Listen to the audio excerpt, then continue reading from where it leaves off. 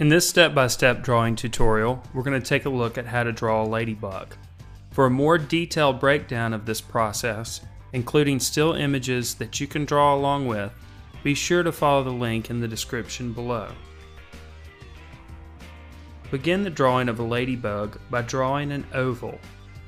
Next, draw a circle that overlaps the oval. The oval will be the body part of the ladybug. The circle will eventually become the head of the ladybug. Now, draw another circle that overlaps the one that you drew in the first step. Draw a line down the middle of the oval like the one in the picture. You can also draw 3 lines to represent the legs of the ladybug. In this step, you'll want to draw some of the spots on the back of the ladybug. You can also draw an antenna or 2. Add the mandible as well.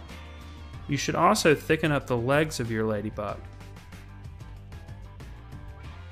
Now you can finish the line drawing of the ladybug. Color in the head with mostly black, but leave a couple of white areas. Color in the legs of the ladybug as well.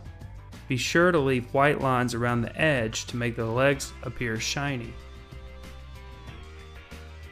Since the overall look of the ladybug is dependent on color, I would recommend coloring in your ladybug with a nice red.